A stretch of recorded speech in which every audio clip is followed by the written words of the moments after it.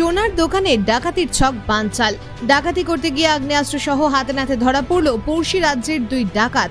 ভিন রাজ্যের দুষ্কৃতীরা কেন বারবার টার্গেট করছে এই রাজ্যকে, উঠছে প্রশ্ন। রানীগঞ্জে সোনার দোকানে ভয়াবহ ডাকাতির ঘটনার স্মৃতি এখনো টাটকা। আর তার মাঝেই এবার বাঁকুড়া শহরে একটি সোনার দোকানে ডাকাতি করতে গিয়ে হাতে নাতে ধরা পড়ল পড়শি রাজ্যের দুই ডাকাত। গ্রেফতার হওয়া বিহারের দুই দুষ্কৃতীর কাছ থেকে একটি আগ্নেয়াস্ত্র, বেশ কয়েকটি গুলি, একটি বাইক, 3টি মোবাইল ফোন ও বেশ কিছু গুরুত্বপূর্ণ নথি উদ্ধার হয়েছে। এবার ডাকাতির ঘটনায় ডাকাত দল সাফল্য না পেলেও প্রশ্ন উঠছে, কেন বারবার এই রাজ্যকেই ডাকাতির জন্য বেছে নিচ্ছে ভিন রাজ্যের দুষ্কৃতী দল। পুলিশ সূত্রে জানা গেছে, গতকাল বিশেষ সূত্রে বাঁকুড়া সদর থানার পুলিশের কাছে খবর আসে, বাঁকুড়া শহরের কাঠজুড়ির ডাঙ্গা এলাকায় একটি বড় গহনার দোকানে ডাকাতি করার ছক কষছে ভিন রাজ্যের একটি দুষ্কৃতী দল। বিষয়টি জানার পরই ওই এলাকায় হানা দেয় পুলিশ।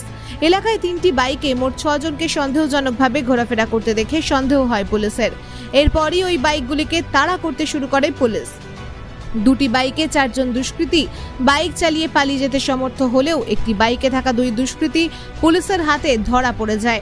পুলিশ জানিয়েছে, ধৃত দুজনের নাম অজিত রায় ও রোহিত রায়। অজিতের বাড়ি বিহারের বৈশালী জেলায় ও রোহিতের বাড়ি বিহারের পাটনায়। জানা গেছে, এর আগে 2019 সালে বিহারের মতিয়ারি এলাকায় একটি ব্যাংক ডাকাতির ঘটনায় যুক্ত থাকার অভিযোগে গ্রেফতার হয়েছিল অজিত। 2 বছর জেল খাটার পর 2021 সালে সে জেল থেকে ছাড়া পায়। পুলিশ ধৃত দুজনের কাছ থেকে একটি পাইপ গান ও 3 রাউন্ড তাজা কার্তুজ উদ্ধার করে। উদ্ধার হয় 3টি মোবাইল, বেশ কিছু নগদ টাকা ও গুরুত্বপূর্ণ নথিপত্র।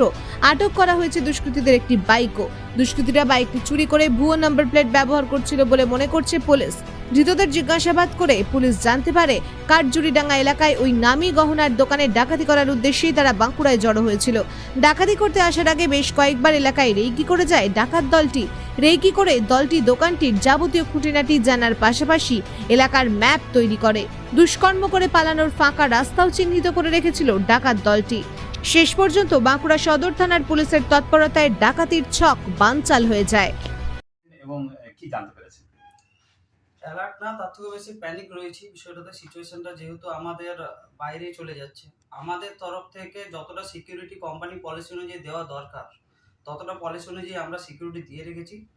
সিকিউরিটি পুরোপুরি কি আছে সেগুলো পাবলিকলি বলা আমাদের দ্বারা সম্ভব নয়, সেটা আমরা থানায় জানিয়ে রেখেছি। কিন্তু আমাদের তরফ থেকে যতটা সিকিউরিটি দরকার, যেগুলো আমাদের কোম্পানি পলিসি অনুযায়ী আছে, সেই সমস্ত পলিসি অনুযায়ী আমরা মেনটেন করে চলছি। পুলিশরা থানা থেকে বারবার করে গাড়ি আসছে, পেট্রোলিং করে যাচ্ছে, ওনাদের পুলিশও এসে এসে খবর নিচ্ছে এবং আমাদের সাথেও যতটা সম্ভব কানেক্টেড আছে। কালকের বিষয়টা আমরা একটু পরে জানতে পারি, যখন হইচই হচ্ছিল, এখানে ঝামেলা হচ্ছিল, তখন বাইরে গিয়ে দেখি এবং ধরাধরি করে পুলিশ সঙ্গে সঙ্গে নিয়ে চলে যায়। তো বিষয়টা টেনশনেরই আছে, কারণ সেনকো গোল্ডের ওপরে বারবার এরকম একটা হামলা চলছে। আমরা আপাতত তো যতটা সম্ভব নিজেদের থেকে অ্যালার্ট রাখার চেষ্টা করছি। সাম্প্রতিক অতীতে দেখা গেল রানীগঞ্জে এই ধরনের ঘটনা ঘটেছে, সোনার দোকানগুলোকে টার্গেট করা হচ্ছে এবং অধিকাংশ ক্ষেত্রে দেখা যাচ্ছে দুষ্কৃতীরা ভিন রাজ্য, পড়শি রাজ্য থেকে আসছে। কি মনে হচ্ছে, দুষ্কৃতীরা কোথাও কি রাজ্যকে সেফ মনে করছে?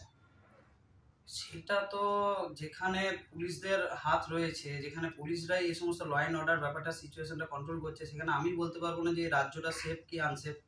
আমরা তো সেফ মনে করে যাচ্ছি, কিন্তু অবশ্যই যে বারবার সোনার দোকানকেই অ্যাটাক করা হচ্ছে এবং যতগুলো কেস হয়েছে বেশিরভাগই দেখা যাচ্ছে বিহার বা ইউপি থেকেই লোক আসছে।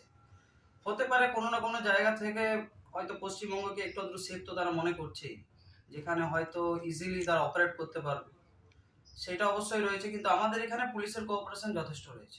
আপনারা মনে করেন কি পুলিশকে আরো তৎপর হওয়া উচিত এই বিষয়গুলো কাটানোর জন্য? অবশ্যই পুলিশকে তো তৎপর হতেই হবে, অন্তত তৎপরতা দেখাতে হবে, যাতে এই জায়গাটায় যে কেউ ক্রাইম করতে আসার আগে অন্তত একটু ভয় করে, ভাবে যে না এখান থেকে করে বেরিয়ে পালানোটা এত ইজি নয়।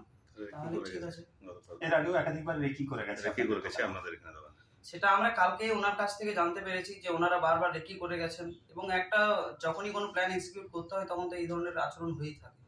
তো সেক্ষেত্রে সেটা নর্মাল এবং সেটা আমরা কখনো বুঝতেও পারিনি, কারণ এটা একটা মোটামুটি মার্কেট এরিয়া হয়ে গেছে। তো মার্কেট এরিয়ায় কখনো কেউ আসছে, বিভিন্ন কারণে কেউ ছবিও তুলছে, ভিডিও করছে, কখনো কখনো পুলিশের লোকও সিভিল ড্রেসে এসে ভিডিও করে যাচ্ছে এখানে যে সব ঠিকঠাক আছে কিনা। তো সেইগুলো দূর থেকে করলেও তো বোঝাও মুশকিল। শোরুমের ভেতরে সেরকম কোনো আচরণ লক্ষ্য করা যায়নি যেটা আমাদের নজরে আসবে। আপনার নাম? আমি সুশান্ত অধিকারী, সেনকো গোল্ড বাঁকুড়া ব্রাঞ্চের ম্যানেজার।